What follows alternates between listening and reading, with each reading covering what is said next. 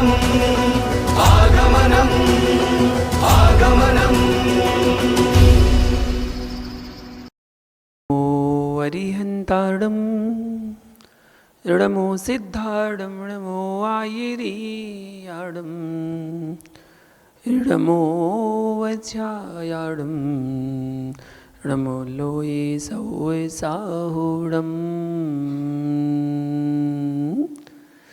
जय बोलो पंच परमेष्ठी भगवान की, मूलनायक श्री महावीर भगवान की, परम पूज गुरुदेव गणाचार्य श्री विराग सागर जी महामणि राज की, चर्या सुमणि आचार्य श्री विशुद्ध सागर जी महामणि राज की, अहिंसा में विश्व धर्म की।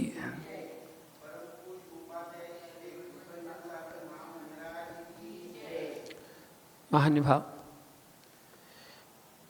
आज की प्रथम जिज्ञासा के समाधान में आगे बढ़ते हुए, जिज्ञासा है, एक भावना पढ़ते हैं अपन, उसमें आता है कांडा पौड़ा पड़ा हाथ, यह चूसे तो रोबे।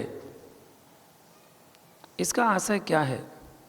ये पंक्ति जो है ये क्या दर्शाना चाह रही है? काना गन्ना चूसने के काम नहीं आता, वह नीरस होता है। काना गन्ना चूसने के काम नहीं आता है, वह नीरस होता है, उससे मुंह खराब हो जाता है।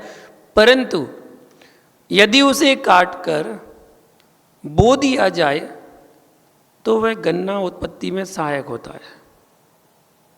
वैसे कोई काम का नहीं है, लेकिन अगर बो दिया जाए तो बहुत सहायक। इसी प्रकार काने गन्ने के समान यह शरीर है, इससे यदि विषय भोगों का सेवन किया जाए तो यह लाभकारी नहीं होता, परंतु यदि इसे धर्म साधना में सहायक बना लिया जाए तो आत्मा का कल्याण हो सकता है। यहाँ बताया गया, मतलब पौंडा गन्ने को कहते हैं, तो वहाँ उदाहरण ये दिया गया कि जिस प्रकार अब शरीर को अपना ऐसा उपयोगी बना लें कि जो मोक्ष जाने में सहयोगी बन जाए,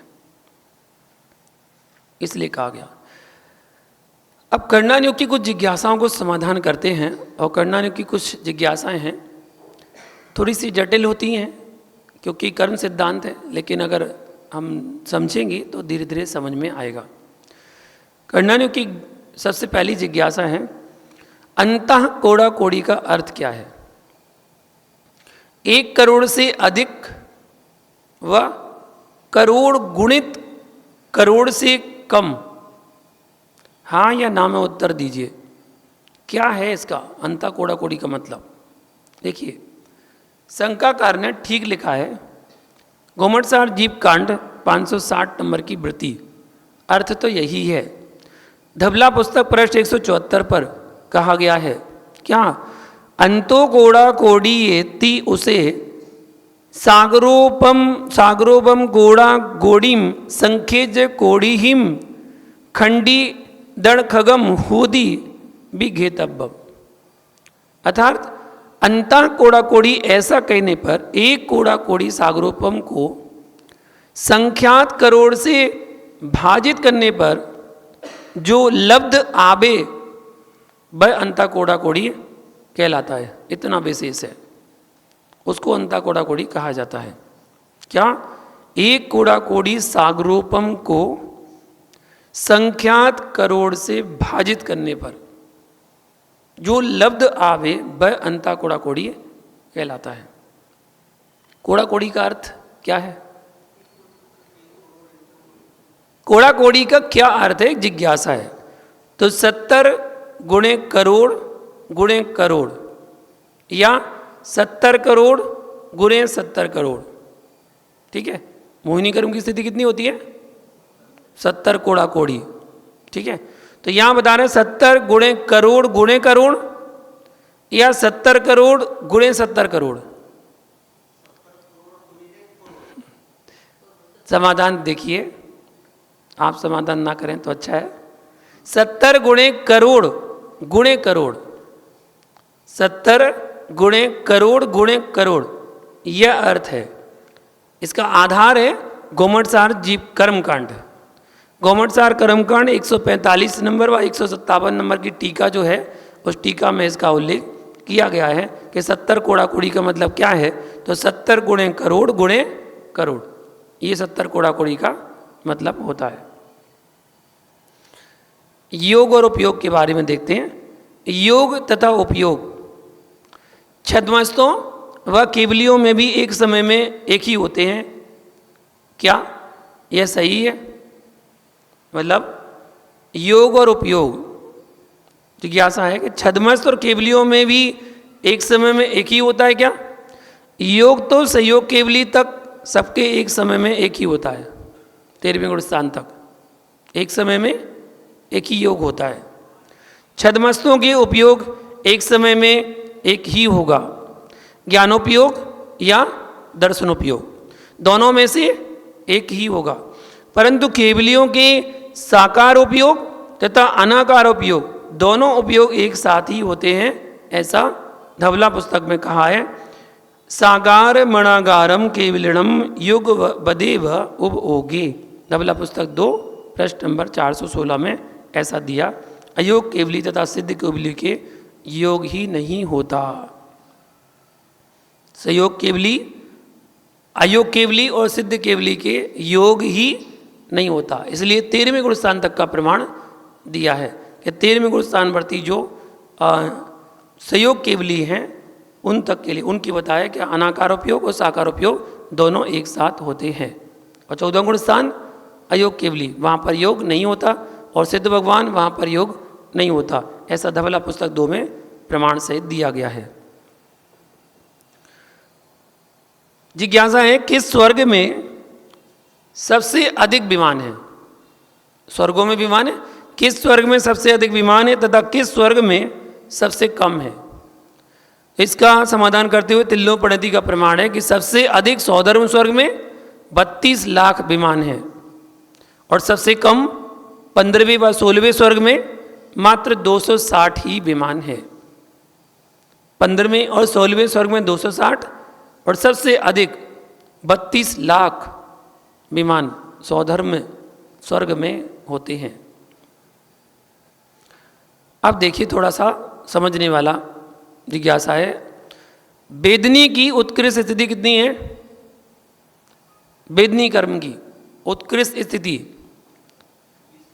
30 सागर ही है। उत्कृष्ट स्थिति इसमें 20 कोड़ा कोड़ी होना चाहिए। शंका यह है कि सर्वार सिद्धि के देवों की उत्कृष्ट स्थिति 33 सागर है, बराबर। वहां पर देव 33 सागर तक सुख भोग रहा है, वहां उसे किसी प्रकार का कोई दुख नहीं होता है।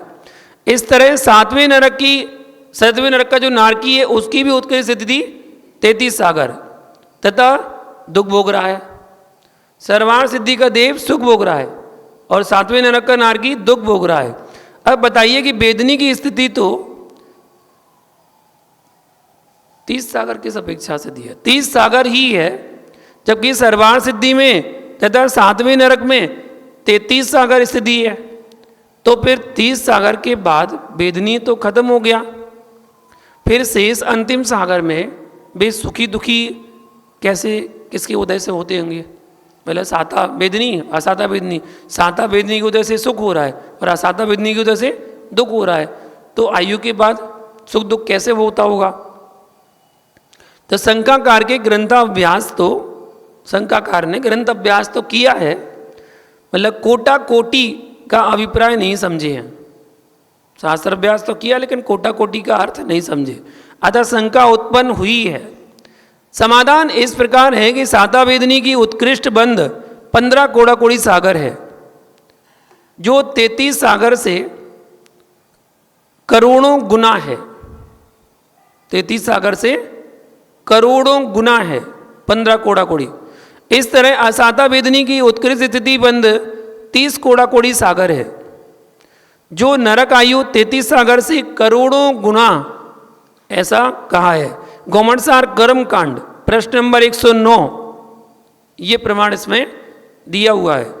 अतः एक बार बांधा गया वेदनी कर्म एक भाव तो क्या अनेक भवों तक भी साथ साथ चलता है। एक भाव तो छोड़ो, अनेकों भाव तक सत्ता में रहता है। दूसरी बात यह है कि वेदनी कर्म बराबर निरंतर बनता ही रहता है। एक उत्कृष्ट स्थिति जो बांधी है ना, उसके अंतर्गत अनेकों बार और भी हम असाता वेदनी और साता वेदनी कर्म बांधते रहते हैं उसके अंतर्गत। अतः यदि वह कदाचित 30 सागर ना कि कोटा कोटि सागर प्रमाण भी बंधे तो भी इसकी स्थिति या सत्ता की समाप्ति का तो प्रश्न ही नहीं उठेगा, क्योंकि प्रति पल नया नया बनता रहता है कर्म। तीसरी बात यह है कि सर्वार्थ सिद्धि में भी देव 6 माह से अधिक समय तक सुखी नहीं रह सकते, क्योंकि साता का उत्कृष्ट उदीर्ण काल जो है वह 6 माह है। ऐसा धवला पुस्तक में 15 में दिया हुआ है। सादस्य जहनीर्ण एक समूह उक्कसेण छम्मासा, फिर उनके भी असाता उदित होकर दुख उत्पन्न कराती ही है, क्योंकि अधिक से अधिक असाता का विरय रहे तो 6 माह ही रहता है। साता का उदय 6 माह, असाता का उदय 6 माह। ऐसा भी प्रमाण असादस्य उदीर्णाए अंतरम उक्कसेण छम्मासा धवला पुस्तक 15 में दिया है।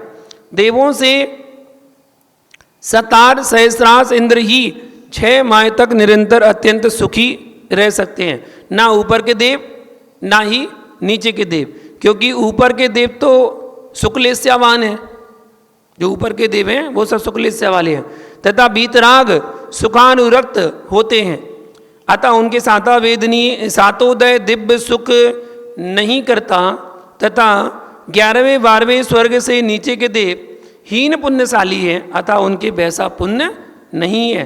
अतः सतार और सहस्रात इंद्र ही 6 माह तक अतीव सुखी होते हैं।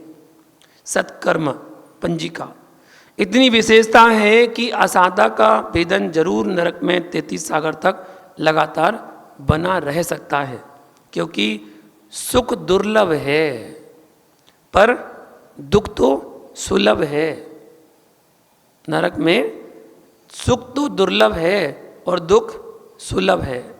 ऐसा धवला पुस्तक 15 में बताया गया है कि वहाँ तो रह सकता है दुख लगातार, लेकिन साता का उदय 6 महीने में बदलता है। उत्कृष्ट 6 महीने का साता उदय रहता है। जैसे मुनिराजों के गुणस्थान में होता है ना, 6वां 7वां गुणस्थान, 7वां गुणस्थान आता है लेकिन कितनी देर के लिए, क्षणिक, 1 समय 2 समय, ज़्यादा ज़्यादा थोड़ा सा और लगा लो 1 आध मिनट, उसके बाद पुनः 6वां गुणस्थान बन जाता है। अगर 7वां गुणस्थान लगातार 48 मिनट तक बन गया तो वो श्रेणी चढ़ जाएगा, 8वें गुणस्थान में पहुंच जाएगा, और फिर 8वें से 9वां 10वां, और अगर छपक चढ़ गया तो 10वें से 12, 12वें से 13, 13वें से मोक्ष।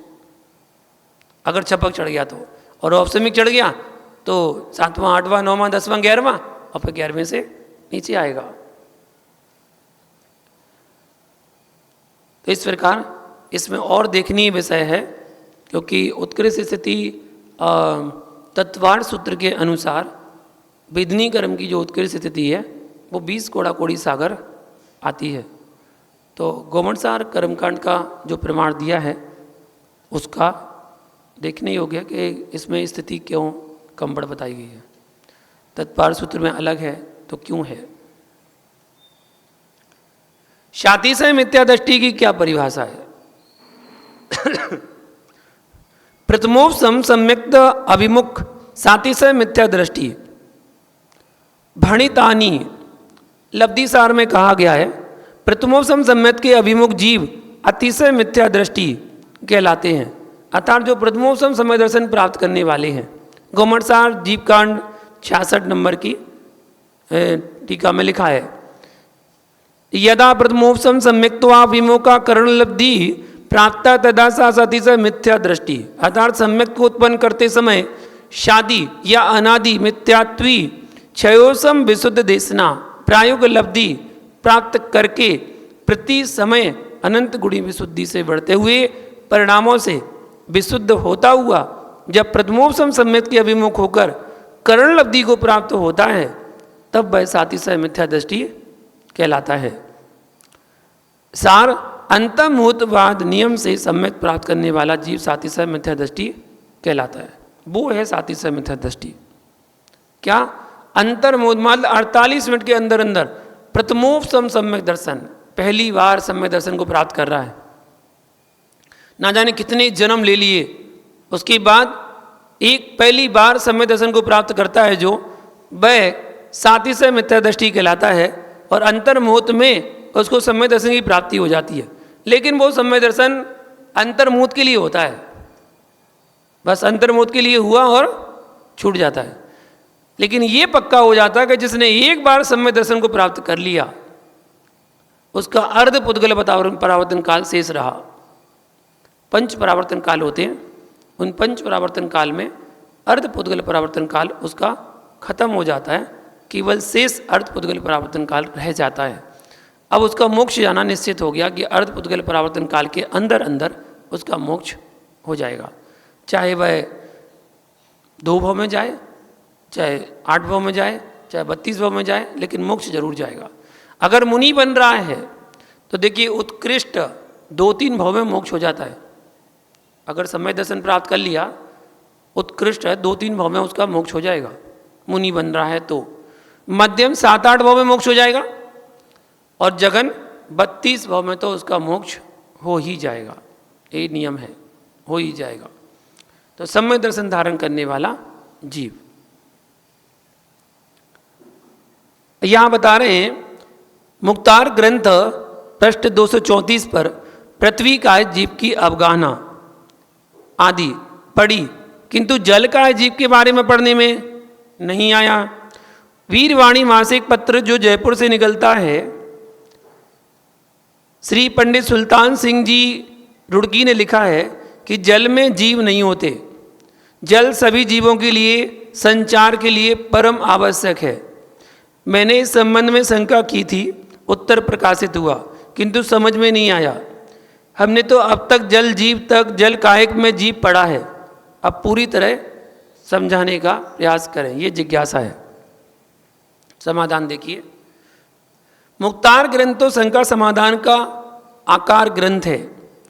उसमें 250 शंकाकारों की लगभग 2500 शंकाओं का सब प्रमाण समाधान किया गया है, परंतु शंकाकार की जितनी शंकाएं हुई थीं उतना ही शंकानुसार ही सीमित समाधान मुक्तार जी ने किया था।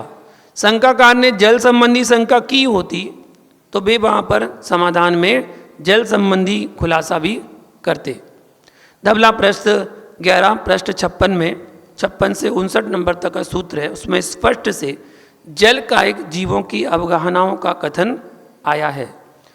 धवला पुस्तक 1 पृष्ठ 2 से 67 पर कहा है कि जल कायिक जीव 2 प्रकार के होते हैं, एक बादर जल कायिक तथा सूक्ष्म जल कायिक जीव।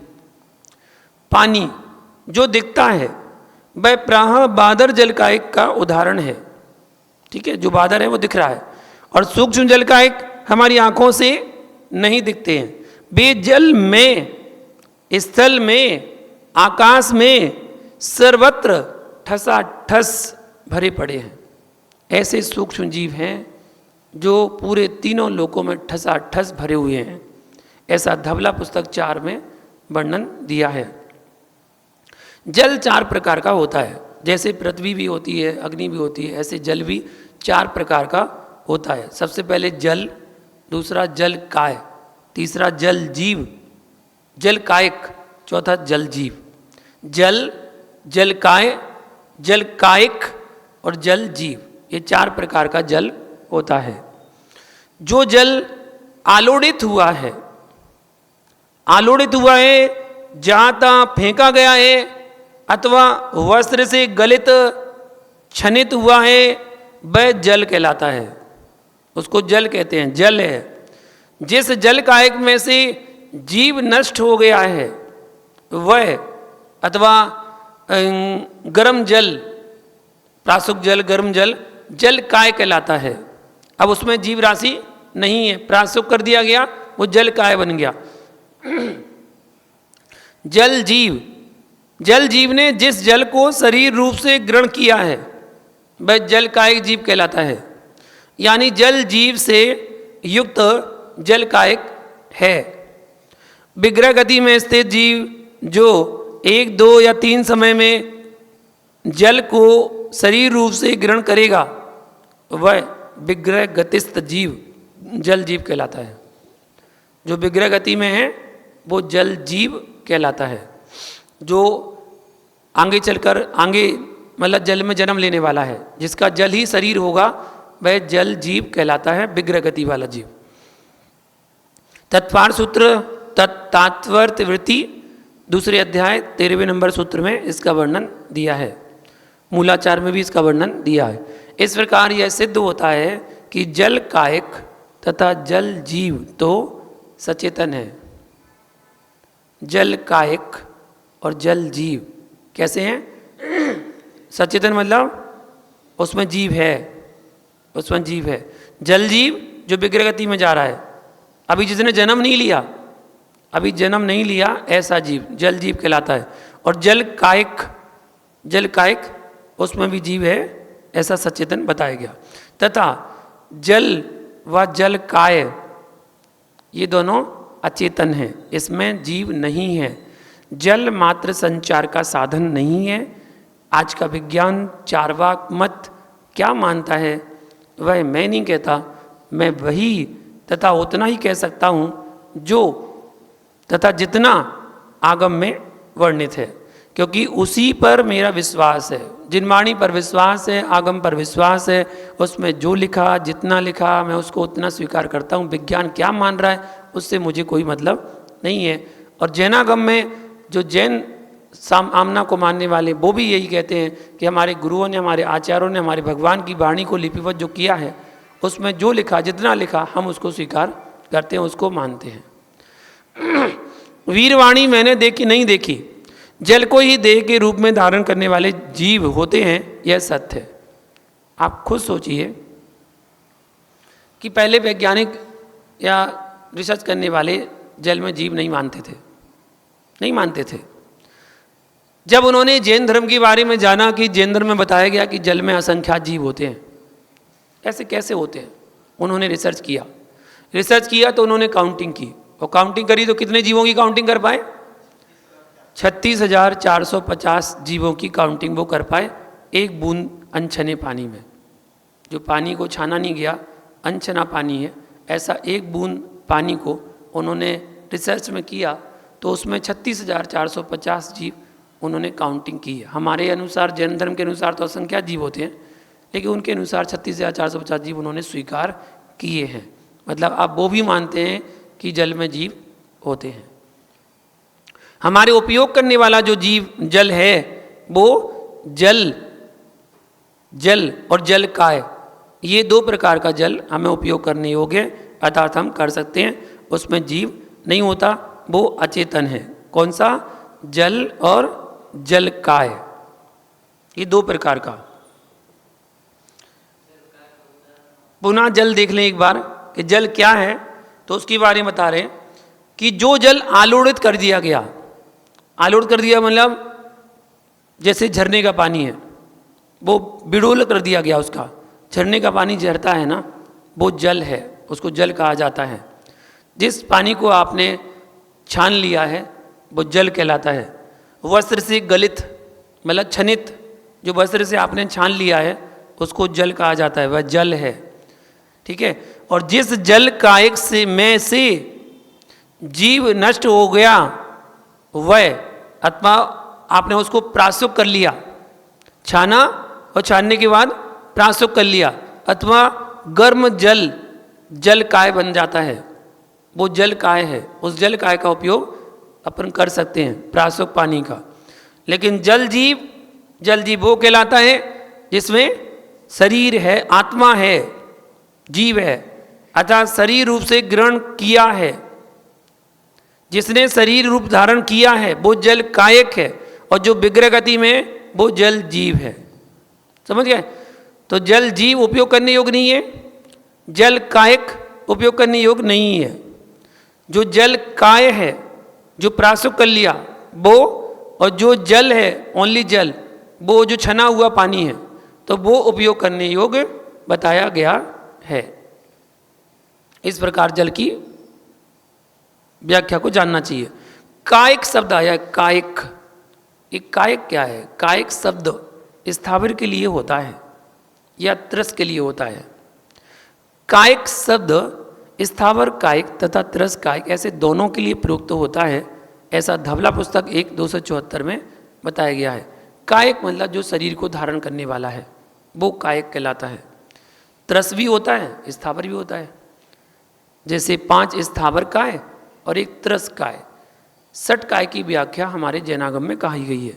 पृथ्वी काय, अग्नि काय, जल काय, वायु काय, वनस्पति काय और त्रस कायक, ऐसे 6 काय के जीव होते हैं जिनकी विराधना से रहित हमारे मुनिराज होते हैं। जो 6 काय की विराधना नहीं करते वो मुनिराज, और जो त्रस काय की विराधना नहीं करते हैं, स्थावर की जिनकी त्याग नहीं है, वो श्रावक कहलाते हैं। त्रस काय की विराधना वो नहीं करते, लेकिन स्थावर काय का त्याग उनका नहीं है, क्योंकि गृहस्थ जीवन में रहते हैं तो स्थावर काय में उन्हें जमीन को खोदना भी पड़ता है, अग्नि को जलाना भी पड़ता है, वायु को चलाना भी पड़ता है, और पृथ्वी, अग्नि, जल को भी बहाना पड़ता है। कोई भी काम, झाड़ू, पोंछा, बर्तन, कपड़े आदि जल को बहाना पड़ता है, और वनस्पति को छेदन करना पड़ता है, अर्थात उनके द्वारा हिंसा होती है, उनका त्याग वो नहीं कर सकते हैं। जितनी भी वनस्पति काय है वो एक इंद्रिय जीव के अंतर्गत ही आती है। बस अंतर इतना है कि एक इंद्रिय जो जीव होते हैं उनमें मांस संज्ञा नहीं होती है। 2 इंद्रिय से मांस की संज्ञा प्रारंभ होती है। एक इंद्रिय पृथ्वी, अग्नि, जल, वायु, वनस्पति, ये सब एक इंद्रिय जीव हैं। इनमें मांस नहीं होता है, जीव तो होता है लेकिन मांस नहीं होता है। इसलिए इनका सेवन आपके द्वारा भी किया जाता है। त्यागी गण भी जो जीव रहित होते हैं उनका सेवन करते हैं।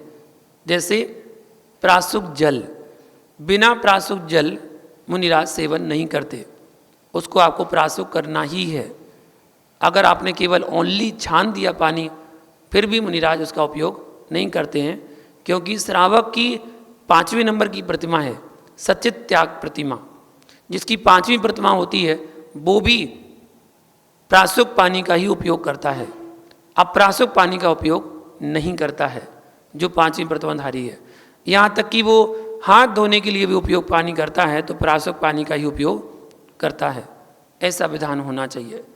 अब जो वर्तमान में आप कर रहे हैं उसके बारे में मैं नहीं कह सकता कुछ, लेकिन श्रावक भी और साधु भी जो कर रहा है वर्तमान में नहीं कह सकते हैं, लेकिन जो आगम में है वो तो आपको स्वीकार करना पड़ेगा, वो तो आपको जानना पड़ेगा कि हाँ ऐसा होता है कि प्रासुक पानी का उपयोग हमें करना चाहिए, क्योंकि हमारी प्रतिमा ही हमने सचित त्याग प्रतिमा ली है। आपने सचित त्याग प्रतिमा ले ली और 5वीं प्रतिमा का पालन कर रहे हैं तो आपको हर चीज़ प्रासुक करके ही लेना चाहिए। खाने पीने की वस्तु भी आपको प्रासुक करके ही लेना चाहिए। अब उसमें प्रासुक की कई विधान हैं कि जरूरी नहीं है प्रासुक को पानी में उबाल कर ही प्रासुक किया जाए, ऐसा नहीं है। कुछ वस्तुएं ऐसी होती हैं जिनको केवल छिन्न भिन्न करके प्रासुक कर दिया जाता है। चाकू से आपने छिन्न भिन्न कर दिया, प्रासुक हो गया वो। जैसे कि खीरा, खीरे को आपने चाकू से छिन्न भिन्न किया, प्रासुक हो गया वो। कोई फल वगैरह ऐसे हैं जिनको केवल पानी से, गर्म पानी से, प्रासुक पानी से धो लिया और वो प्रासुक हो गए, उनको प्रासुक माना जाता है। तो कई चीज़ें ऐसी हैं जिनको प्रासुक करना ही पड़ता है, गर्म पानी में आपको उबाल के प्रासुक होती हैं। कोई चीज़ें धो के, कई चीज़ें छिन्न भिन्न करके, कई चीज़ों को नमक डाल के प्रासुक कर दिया जाता है। ओनली नमक डाल दिया वो प्रासुक हो गया, उसका उपयोग कर सकते हैं। तो ऐसा नहीं है कि हर चीज़ को ही उबाल के प्रासुक किया जाए, खाने पीने की वस्तु है, लेकिन प्रासुक करके ही प्रयोग में करना चाहिए। चाहे वो किसी तरीके से प्रासुक होती हो, पहले जान के समझ के प्रासुक करके ही खाना चाहिए। जब श्रावक को 5वीं प्रतिमा में प्रासुक करके खाना चाहिए तो फिर तो मुनिराज है, महाव्रती है, तो उनको भी प्रासुक करके वस्तु का सेवन करना चाहिए। यहां बता रहे हैं अपर्याप्त अवस्था में 3 शरीर होते हैं। अपर्याप्त अवस्था में 3 शरीर होते हैं। शंका समाधान में ऐसा लिखा है, पर हमने तो अभी तक अपर्याप्त अवस्था की परिभाषा यही पढ़ी है कि मरने के बाद तथा अगला शरीर प्राप्त करने से पूर्व अपर्याप्त अवस्था होती है। ऐसा वर्णन जाना। तो सर्वार्थ सिद्धि में लिखा है, समाधान करते हुए बताते हैं कि सर्वार्थ सिद्धि में त्रायाणाम शरीराम योग पुद्गल ग्रहणम आहारा, अर्थात 3 शरीर तथा 6 पर्याप्ति के योग्य पुद्गलों का ग्रहण करना ये आहार है। पर्याप्ति कितनी होती हैं? 6 होती हैं। आहार बोलिए, क्रम से कोई बोलेगा? नहीं, क्रम से बोलिए। दादी बताओ क्रम से। नहीं, आहार, दूसरा शरीर, क्रम से होती हैं। आहार, शरीर, इंद्रिय, श्वासोच्छ्वास, भाषा और मन, ये 6 पर्याप्तियाँ होती हैं और क्रम से होती हैं। ठीक है, 6 पर्याप्तियाँ क्रम से। आहार, दोहराइए आप, याद हो जाना चाहिए आपको। आहार, शरीर, इंद्रिय, श्वासोच्छ्वास और मन, ये 6 पर्याप्ति होती है। जिसमें एक इंद्रिय जो जीव हैं, और एक इंद्रिय कितनी पर्याप्ति होती है? 4 पर्याप्ति। सबसे पहले आहार पर्याप्ति, ठीक है, दूसरी शरीर पर्याप्ति, ये 2 होंगी। फिर उसके बाद इंद्रिय पर्याप्ति, आहार, शरीर, इंद्रिय पर्याप्ति, एक इंद्रिय होगी उसके पास।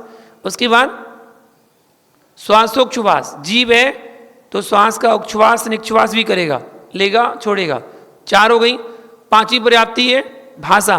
अब भाषा, उसमें बोलने की शक्ति नहीं है क्योंकि उसके पास रसना इंद्रिय नहीं है, इसलिए 4 पर्याप्ति हैं। और अगली पर्याप्ति है मन, तो मन केवल संगी पंचेंद्रिय जीवों के होता है, ओनली संगी पंचेंद्रिय जीवों के ही मन होता है और किसी का मन नहीं होता, ना एक इंद्रिय का, ना 2 इंद्रिय का, ना 3 इंद्रिय का, ना 4 इंद्रिय का, और ना असंगी पंचेंद्रिय का, इनके मन नहीं होता।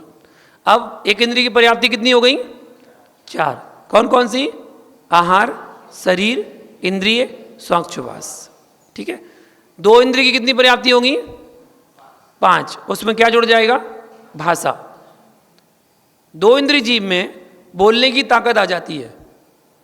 आपने देखा होगा कभी अंधेरा हो तो अंधेरे में कोई जीव की आवाज़ आती है, ची ची ची ची ची ची ची ची ऐसी आवाज़ आती है, वो बोल रहा है, उसके अंदर बोलने की ताकत आ गई है, रसना इंद्रिय आ गई है, बोलने की ताकत आ गई है। अब बोलने की ताकत उसके आने के कारण वह भाषा पर्याप्ति को पूर्ण कर चुका है। अर्थात 2 इंद्रिय की 5 पर्याप्ति होती हैं, 3 इंद्रिय की 5 क्योंकि मन उनको भी नहीं होता, 4 इंद्रिय की 5 क्योंकि मन उनको नहीं होता, असंगी पंचेंद्रिय की 5 और संगी पंचेंद्रिय की 6 पर्याप्ति होती हैं। याद हो गया? पर्याप्ति कितनी होती हैं? 6। कौन कौन सी? आहार, शरीर, इंद्रिय, श्वासोच्छ्वास, भाषा और मन, ये 6 पर्याप्ति होती हैं। एक इंद्रिय कितनी? 4। कौन कौन सी? क्रम से होती हैं। आहार, शरीर, इंद्रिय, श्वासोच्छ्वास। 2 इंद्रिय की 5, 3 इंद्रिय की 5, 4 इंद्रिय की 5, असंगी पंचेंद्रिय की 5 और संगी पंचेंद्रिय की 6 पर्याप्ति होती है। ठीक है, ये पर्याप्ति कहलाती है। अब शरीर देखिए, शरीर होते हैं कुल मिला के 5। कुल मिला के कितने शरीर होते हैं? 5।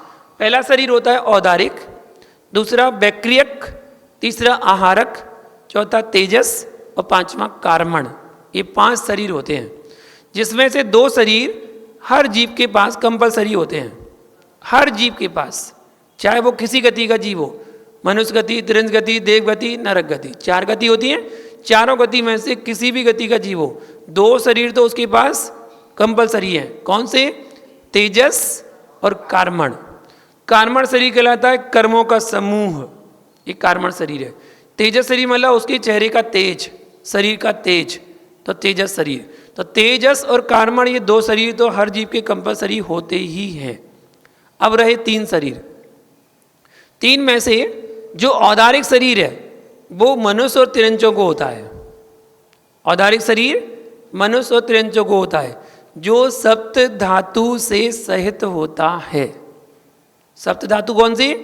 हड्डी, खून, मांस, मज्जा, ये सब सप्त धातु के अंतर्गत आते हैं। तो ये औदारिक शरीर में होते हैं।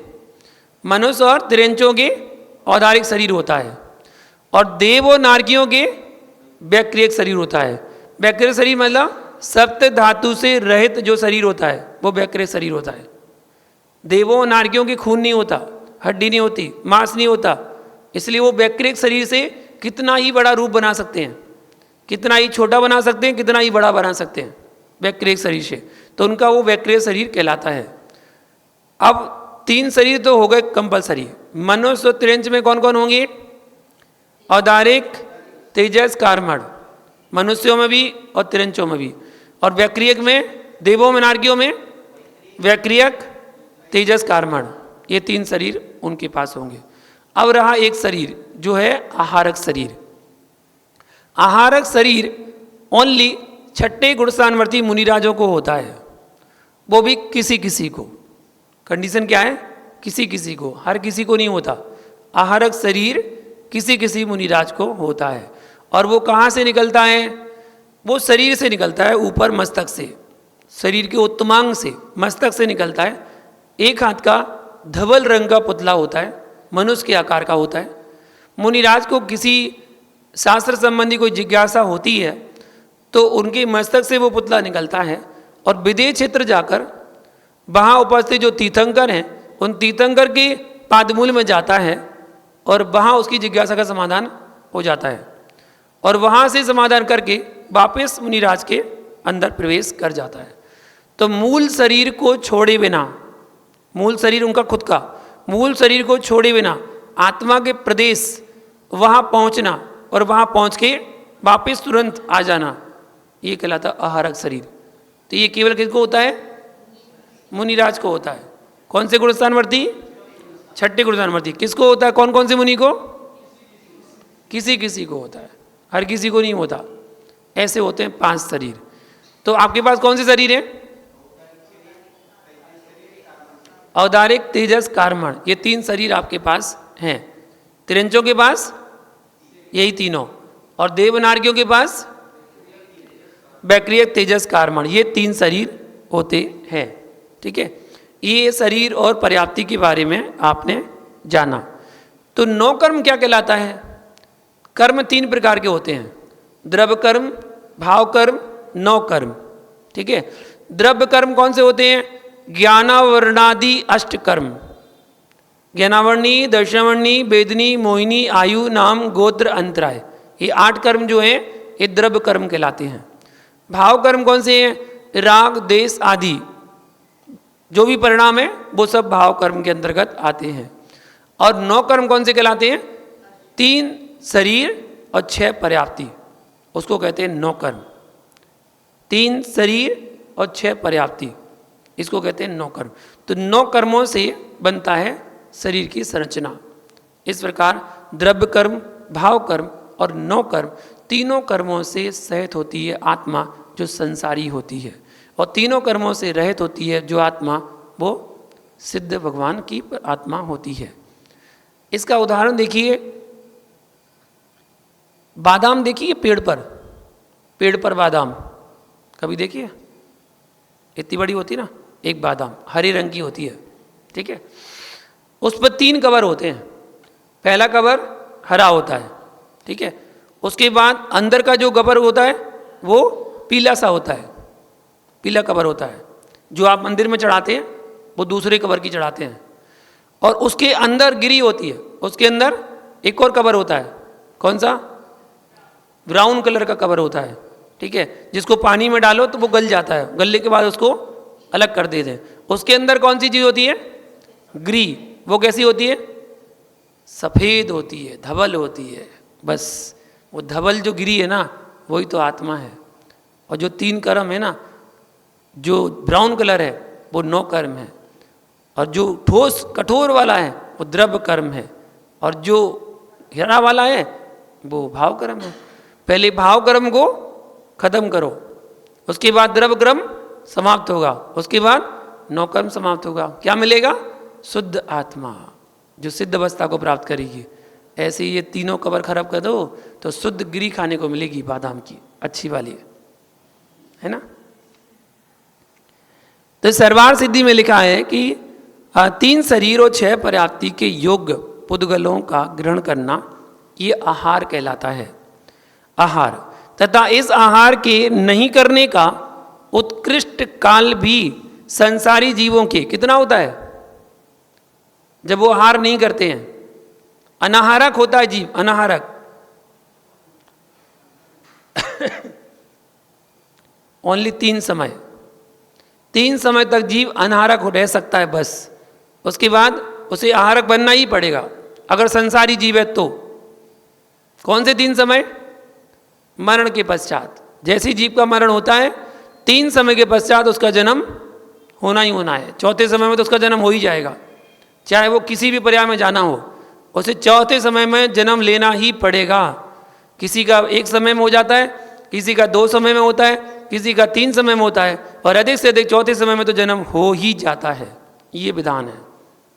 इसलिए इस बात को मन से निकाल दो कि किसी की आत्मा भटकती है। कभी किसी की आत्मा कभी नहीं भटकती है। जब जीव का मरण हुआ और 4 समय के अंदर उसका जन्म हो जाता है, आत्मा कभी नहीं भटकती है। संसार में भटक ही नहीं सकती है। अब आप बोलेंगे समय कितना है, कितना बड़ा होता है? तो एक पलक को झपकाने में, ऐसे करने में असंख्यात समय लगते हैं। जिस समय आपने पलक ऐसी की ना, असंख्यात समय हो गए। तो 4 समय कितना छोटा होगा? कल्पना से परे। आप उसकी कल्पना भी नहीं कर सकते कि 4 समय कितना छोटा होगा। यहाँ तो डॉक्टर अपना आला को कान में लगा भी नहीं पाया, उसका तो जन्म भी हो गया। मान लो जिस जीव का मरण हुआ है वो तो यहाँ कान में आला अपना लगा भी नहीं पाया, नाड़ी को पकड़ भी नहीं पाया, देख भी नहीं पाया कि जीवित है कि मरा है ना? उसका तो जन्म भी हो गया। डॉक्टर को जब मरण की समाचार सुनाने पड़ते ना मरीज के रिश्तेदारों को, तो 3 शब्द बोलता है वो। उसे ये नहीं कहता कि वो मर गया। क्या बोलता है डॉक्टर? I am sorry. बस आई एम सॉरी, और कुछ नहीं। अब तुम समझ जाओ कि अब वो नहीं रहा। जितना उसने आई एम सॉरी कहने में समय लगाया ना, उतने में तो उसका जन्म हो के वो बड़ा भी होने लगा, बड़ा होने लगा। और अगर देव पर्याय में गया या नरक पर्याय में गया, अगर गया तो वहाँ तो अंतर्मुहूर्त में युवावस्था को प्राप्त कर लेगा वो। अंतर्मुहूर्त के अंदर अंदर 48 मिनट के अंदर अंदर युवा अवस्था को प्राप्त कर लेगा। आप 48 मिनट में अपने रिश्तेदारों को फोन भी नहीं कर पाओगे कि फलाने फलाने नहीं रहे, फलाने फलाने नहीं रहे। रिश्तेदारों को फोन करोगे ना, इतने में 1-2 घंटे लग जाएंगे। वहाँ तो वो युवा हो गया, युवा अवस्था प्राप्त कर ली उसने। सोचो क्या हम कहाँ जैन सिद्धांत को जान के, जन्म लेकर भी हमने जैन सिद्धांत को नहीं जान पाए कि जैन सिद्धांत है क्या। अगर जैन सिद्धांत को हम जान लेते, समझ लेते, तो यथार्थ का बोध होता कि हम कर क्या रहे हैं, किसके लिए रो रहे हैं हम, और क्यों रो रहे हैं, रो क्यों रहे हैं। क्योंकि जिसका जन्म, जिसका मरण हुआ उसका जन्म तो हो चुका, हम उसके मरण के लिए किस लिए रो रहे हैं फिर? यही तो है राग द्वेष। तो 3 शरीर और 6 पर्याप्ति के योग आहार कहलाता है। आहार के लिए अधिक से अधिक बिना आहार किए 3 समय तक जीव रह सकता है, वो भी विग्रह गति में। उसको कहते हैं विग्रह गति, जो एक पर्याय से दूसरी पर्याय में जाता है, उसके बीच का जो समय है वो कहलाता है विग्रह गति। और विग्रह गति में 3 समय तक रहता है, उसके बाद उसका चौथे समय तो जन्म हो ही जाता है। और वो 6 पर्याप्ति और 3 शरीर रूप अपनी योग वर्गणाओं को ग्रहण करना प्रारंभ कर देता है। ऐसा धवला पुस्तक 4 में प्रमाण दिया है। इस 3 समय के काल में, यानी विग्रह गति में, जीव के 2 शरीर ही होते हैं बस। विग्रह गति में 2 शरीर कौन से होंगे? इतना तो आप लोग सीख गया, बताओ ना। अभी तो मैंने बताया कंपलसरी 2 जीव तो 2 शरीर तो कंपलसरी होते ही हैं, चाहे वो किसी अवस्था में, किसी पर्याय में, कहीं भी रहे। तेजस और कार्मण तो रहेंगे ही रहेंगे उसके साथ। जीव मरण करके जा रहा है ना, तब भी उसके पास 2 शरीर हैं, तेजस और कार्मण, आत्मा के साथ जुड़े हुए हैं, तेजस कार्मण शरीर। और फिर जहाँ जन्म लेगा तो वहाँ उसका शरीर मिल जाएगा। तो तेजस कार्मण तो होनी होनी, ऐसा धवला पुस्तक 14 में प्रमाण है। परंतु पर्याप्तियों से पर्याप्त होने में जघन्यता भी अंतर्मुहूर्त तो लगता है, अंतर्मुहूर्त का समय लगेगा। धवला पुस्तक 10 में कहा है, जीव के नवीन भाव धारण करने के बाद अधिक से अधिक 3 समय बाद वह आहारक हो जाता है, अर्थात शरीर को ग्रहण कर लेता है। परंतु जन्म के 3 समय बाद शरीर को ग्रहण कर लेने पर भी वह जीव पर्याप्त नहीं कहलाता, अभी पर्याप्त नहीं कहलाएगा। पर्याप्त तो शरीर ग्रहण करने के भी अंतर्मुद बाद होता है, तथा पर्याप्त होने पर भी उसके आंखें, नाक, कान आदि नहीं हो जाते हैं। मतलब कोई जीव, जैसे मनुष्य की बात करते हैं, कोई जीव मनुष्य के गर्भ में आया, स्त्री के गर्भ में आया, तो जीव आया, ठीक है, जीव आया, पर्याप्त नहीं हो गया, वो अंतर्मुद लगेगा पर्याप्त होने में। पर्याप्त होने के बाद भी उसमें आंखें, नाक, कान नहीं आएंगे, उसको बनने के लिए समय चाहिए, लगभग 3 महीने, कम से कम 3 महीने उसको चाहिए, जब उसके आकार आना शुरू होंगे, आंखें, नाक, कान उसके आना शुरू होंगे। बनना तो केवल पिंड रूप में रहता है जीव, जब माँ के गर्भ में आता है तो पिंड रूप में रहता है, केवल एक छोटा सा पिंड। वो पिंड धीरे धीरे धीरे धीरे, पहले आती डॉट बिंदु बराबर होता है, बिंदु बराबर, फिर डॉट के बाद बढ़ता बढ़ता वो जीव पिंड बनता है, और पिंड बनने के बाद धीरे धीरे बढ़ता बढ़ता 3 महीने में उसकी आंखें आना शुरू होती हैं। आंखें, नाक, कान, जो शरीर की संरचना है इंद्रियों की, वो वहाँ वहाँ उसकी रचना होना प्रारंभ हो जाती है। वे बाद की अवस्था में बनते हैं। इस प्रकार जन्म होना, फिर आहारक होना, आहार के साथ ही 3 शरीर वाला कहलाना, तथा फिर अंतर्मुद बाद पर्याप्त होना, यह क्रम है, जिसे समझना चाहिए, याद रखना चाहिए कि जीव ऐसे बनता है क्रम से। सबसे पहले क्या आता है? आहारक होता है, ठीक है। आहारक के बाद 3 शरीर उसके पूरे होते हैं, फिर अंतर्मुद में पर्याप्तियां पूर्ण होती हैं, और पर्याप्ति होने के बाद क्रम से फिर आगे बढ़ता है जीव, वृद्धि को प्राप्त होता है, तब पर्याप्त कहलाता है। इस प्रकार टाइम हो गया, टाइम पूरा हुआ। और जिज्ञासा ऐसी है, कन्नड़ योग का विषय ऐसा है कि उसको समझने बैठो ना तो बड़ा अच्छा लगता है, और समय भी ऐसा निकलता है कि जैन धर्म समझने में अवसर मिलता है कि जैन धर्म है क्या, अच्छा भी लगता है। इसलिए और जिज्ञासा अपन जानेंगे। आज के लिए इतना है। जय बोलो महावीर भगवान की।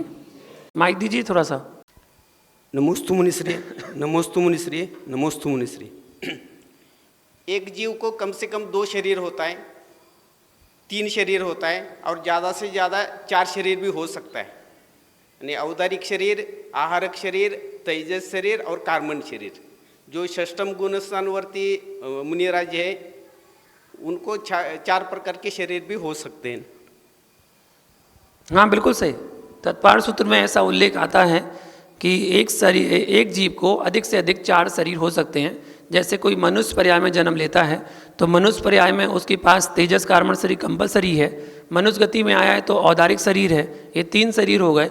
और अगर वो मनुष्य बनने में आके मुनि बन गया, और मुनि बनने के बाद उसकी विशेष सिद्धि के प्रभाव से आहारक शरीर उसको हो गया, तो 4 शरीर उसको एक साथ हो सकते हैं। और कोई ऑप्शन 4 शरीर का नहीं है। वैक्रिक शरीर वाले को 3 शरीर ही होते हैं, देवों के 3 शरीर ही होते हैं, नारकियों के 3 शरीर होते हैं, त्रियंचों के 3 ही शरीर होते हैं, इससे ज़्यादा नहीं होते हैं। जब विग्रह गति में होता है तो 2 शरीर तेजस कार्मण शरीर ही होता है। 4 शरीर अगर होंगे तो केवल मुनिराज के हो सकते हैं, औदारिक, आहारक, तेजस और कार्मण। 5 शरीर किसी जीव के नहीं होते हैं। मुनिश्री दूसरा है 12वां गुणस्थान क्षीण मोह। तब तक जो भी जीव है वो सभी जीवों का अज्ञानी कहा जाता है, यानी पूर्ण ज्ञान प्राप्त नहीं होता है। यानी पूर्ण ज्ञान तो 13वें गुणस्थान संयोग केवली गुणस्थान में ही हो जाता है। ये बराबर है ना? बिल्कुल। क्षयोसमिक ज्ञान 12वें गुणस्थान तक मोहिनी कर्म का क्षय हुआ है, अभी ज्ञान की पूर्णता नहीं हुई है। तो मोहिनी कर्म का क्षय करके जब तक 12वें गुणस्थान में है, अंतर्मुद तक 12वें गुणस्थान में रहता है, तो वहाँ उसका क्षयोसमिक ज्ञान ही होता है। जैसे ही वो 12वें गुणस्थान को पार करता है अंतर्मुद में, उसे केवल ज्ञान की प्राप्ति हो जाती है, और फिर उसका ज्ञान पूर्ण ज्ञान कहलाता है, अर्थात वो ज्ञान क्षायिक ज्ञान हो जाता है। तो जब तक 12वें गुणस्थान में, तब तक वो क्षयोसमिक ज्ञान के धारी ही कहलाते हैं।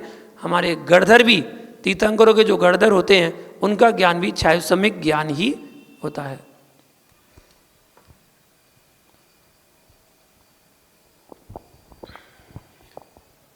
गुरुवरांना नववंदन। मुनिश्री आत्ताच्या प्रश्नावरून अभी के प्रश्न से मुझे एक क्वेश्चन आया है। अपन अभी बात कर रहे थे कि 48 मिनट के बाद दूसरा जन्म हो जाता है, तो फिर अपन जो 1 दिन से 13 दिन तक सूतक मनाते, वो क्यों मनाते फिर? उसकी जो वर्गणाएं हैं वो वर्गणाएं हमारे लिए प्रभावित करती हैं। जो अशुद्धि फैलती है उसकी जाने से या जन्म लेने से या मरण से जो अशुद्धि होती है, उस अशुद्धि का प्रभाव पड़ता है जीव के अंदर। जो जीव उससे जुड़े हुए हैं, संबंध रखते हैं रिश्तेदार में, कोई माता है, कोई पिता है, कोई भाई है, बहन है, रिश्तेदार में, तो उन सभी को उसके जाने पर दुख होता है। तो दुख की जो सीमा है वो सीमा अधिक से अधिक 13 दिन बताई गई है। इसलिए उस अवधि को देखते हुए पातक की स्थिति 13 दिन थी, 12 दिन की मानी गई है। 13वें दिन आप पूजा पाठ धर्म आदि कर सकते हैं। और जन्म की 10 दिन की सूतक की अवधि बताई गई है। जब कोई जन्म होता है तो जन्म में भी अशुद्धियाँ होती हैं।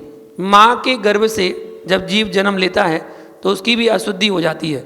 तो वो और उससे जुड़े हुए परिवारजन धर्म कार्यों के लिए निषेध बताया गया। अधिक खुशी का माहौल हो या अधिक दुख का माहौल हो, उस समय धार्मिक क्रिया को करने के लिए निषेध बताया गया। अर्थ का अनर्थ ना निकल जाए, इसलिए सूतक पातक का विधान आगम में उल्लेखित किया गया है।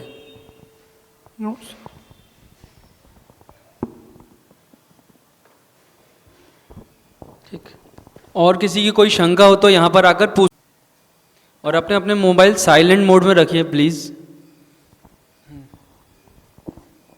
मुनिश्री नमोस्तु नमोस्तु नमोस्तु। मुनिश्री, जब भी हम लोग मंदिर में आके पूजा वगैरह करते हैं तभी दूसरा श्रावक वगैरह आते हैं, फिर उनको हम लोग पूजा छोड़ के जय जिनेंद्र वगैरह कहते हैं, ये कितना उचित है मुनिश्री? देखिए, जय जिनेंद्र करना बुरी बात नहीं है, गलत बात नहीं है, लेकिन उसके लिए विवेक धारण करना चाहिए। मंदिर में कुछ लोगों ने यही नियम बना लिया कि जय जिनेंद्र नहीं करना चाहिए, जय जिनेंद्र नहीं करना चाहिए, दोष लगता है, दोष लगता है।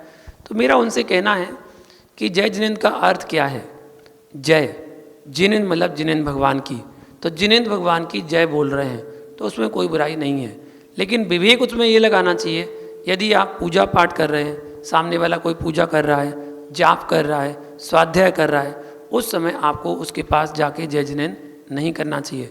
जब वो मंदिर से जा रहा है या मंदिर में आ रहा है, आपको टकरा गया, तो आप उसको जय जिनेंद्र करें तो उसमें कोई बुराई नहीं है। कोई व्यक्ति एकाग्रता पूर्वक मंदिर में भगवान के दर्शन कर रहा है, एकाग्रता पूर्वक, और आप उससे कहें जय जिनेंद्र जय जिनेंद्र, तो आप उसकी एकाग्रता को भंग कर रहे हैं। ये आपका विवेक थोड़ी है। वो तो पूजा में बिल्कुल तल्लीन था, भगवान और उसके बीच में कोई तीसरा था ही नहीं, और आप जाके कह रहे हैं जय जिनेंद्र जय जिनेंद्र, तो आप तो उसकी एकाग्रता भंग कर रहे हैं। वो जाप करने में बिल्कुल ध्यान मग्न था और आप उसको पैर हिला के कह रहे हैं भैया जय जिनेंद्र, तो ये आपका अविवेक कहलाता है। तो अविवेक ना करके विवेक का ध्यान रखें। जय जिनेंद्र करने में बुराई नहीं है, लेकिन जय जिनेंद्र कब किस अवस्था में करना है वो आपको ध्यान रखना है। कोई व्यक्ति इधर उधर जा रहा है, चल रहा है, आपको रास्ते में टकरा गया, तो जय जिनेंद्र करने में कोई बुराई मंदिर में नहीं बोलना ना, बिल्कुल बोलना है। मंदिर में अगर आप इधर उधर के काम कर रहे, फालतू की गपशप कर रहे, घर गृहस्थी की बातें कर रहे और कोई ने आके जय जिनेंद्र बोली, तो बहुत अच्छा काम किया, क्योंकि उसने आपको याद दिला दिया कि आप मंदिर में दर्शन करने आए हैं, आप भगवान की जयकारा लगाने आए हैं, घर गृहस्थी की बातें करने नहीं आए हैं। तो उसने बहुत अच्छा काम किया, करना चाहिए जय जिनेंद्र। नमस्ते गुरुदेव। आपने बोला कि देवों को ये नहीं रचता, सात धातु नहीं रहते, तो देवियों को पण ऐसा भी होता है क्या? देवों को स्वर्ग में या नरक में देवों का और नारक योग सप्त धातु नहीं होते, हाँ, तो देवियों को बिल्कुल वही है। वैसे ही है क्या?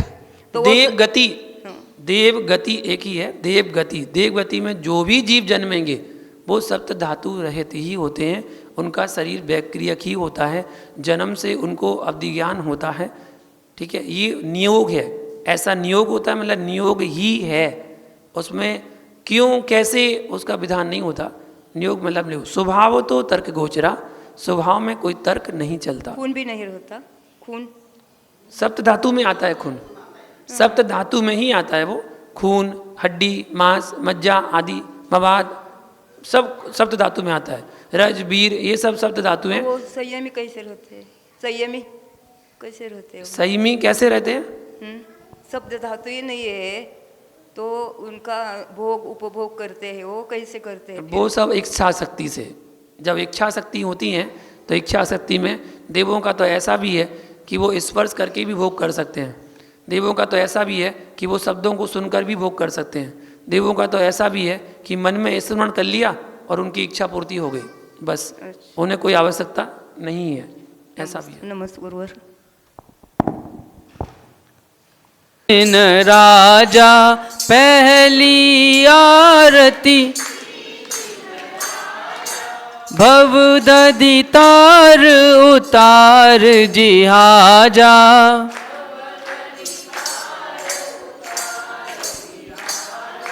छम छम छम छमा छम बाजे घुंघरू, बाजे घुंघरू, हाथों में दीपक लेके आरती करूं, बाजे दूसरी आरती से धन केरी, सुमिरन करत मिटे भव फेरी, दूसरी आरती से धन केरी, सुमिरन करत मिटे भव फेरी, छम छम छम छमा छम बाजे घुंघरू, बाजे घुंघरू, हाथों में दीपक लेके आरती करूं, बाजे छम छम छम छमा छम। तीसरी आरती सूर मुनिंदा, जन्म मरण दुख दूर करेंदा, तीसरी आरती सूर मुनिंदा, जन्म मरण दुख दूर करेंदा, छम छम छम छमा छम बाजे घुंघरू, बाजे घुंघरू, हाथों में दीपक लेके आरती करूं, बाजे छम छम छम छमा छम। चौथी आरती श्री उपजाया, दर्शन देखत पाप पलाया, चौथी आरती श्री उपजाया, दर्शन देखत पाप पलाया, छम छम छमा छम बाजे घुंघरू, बाजे घुंघरू, हाथों में दीपक लेके आरती करूं, बाजे छम छम छम छमा छम। पांचवी आरती साधु तुम्हारी, कुमति विनाशन शिव अधिकारी, पांचवी आरती साधु तुम्हारी, कुमति विनाशन शिव अधिकारी, इसलिए प्रभु तेरी आरती करूं, आरती करूं, हाथों में दीपक लेके आरती करूं, बाजे छम संध्या करके आरती कीजे, अपनों जन्म सफल कर लीजे, जो कोई आरती करे करावे, सो नर नार अमर पद पावे, सोने का दीप रत्नों की बाती, जगमग दीप जगे सारी राती, इसलिए प्रभु तेरी आरती करूं, आरती करूं, हाथों में दीपक लेके आरती करूं, बाजे छम छम छम छमा छम बाजे घुंघरू, बाजे घुंघरू, हाथों में दीपक लेके बाजे छम छम छम। जब बोलो पंच परमेष्ठी भगवान की। मुनिश्री की आरती करेंगे सभी लोग। जय बोलिए परम पुरुष श्रवणोपाध्याय मुनिश्री 108 विभंजन सागर जी। गुण सागर मुनिराज आज थारी आरती उतारूं, आरती उतारूं थारी मूरत निहारूं, आरती उतारूं थारी मूरत निहारूं, विभंजन सागर मुनिराज। क्षेत्र सोनागिर जन्म लियो है, माँ जिन वाणी को धन्य कियो है, विराग सागर जी के लाल। आज थारी आरती उतारू विभंजन सागर मुनिराज, आज थारी आरती उतारू।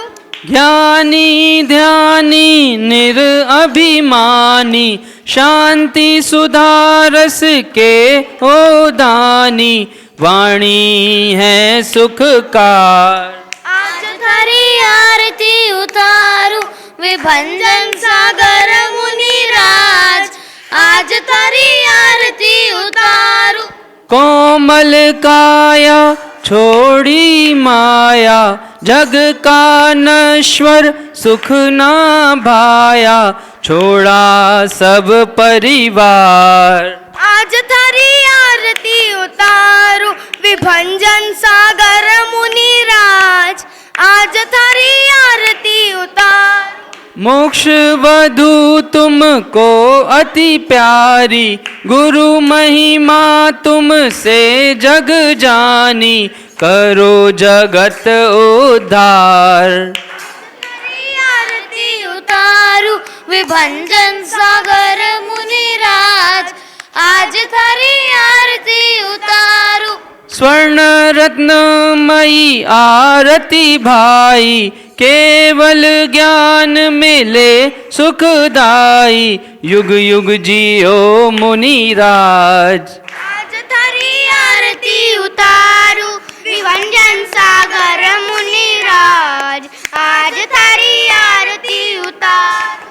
चौथी आरती श्री उवझाया, दर्शन देखत पाप पलाया, पांचवी आरती साधु तुम्हारी, कुमति विनाशन शिव अधिकारी, शरण में ले लो मुनिराज, आज थारी आरती उतारूं। विभंजन सागर मुनिराज, आज थारी आरती उतारू, आरती उतारू थारी मूरत निहारू, आरती उतारू थारी मूरत निहारू। विभंजन सागर मुनिराज, आज थारी आरती उतारू। जय बोलिए परम पूज्य श्रवणोपाध्याय मुनि श्री 108 विभंजन सागर जी मुनिराज की। नमोस्तु गुरुदेव, नमोस्तु गुरुदेव, नमोस्तु गुरुदेव।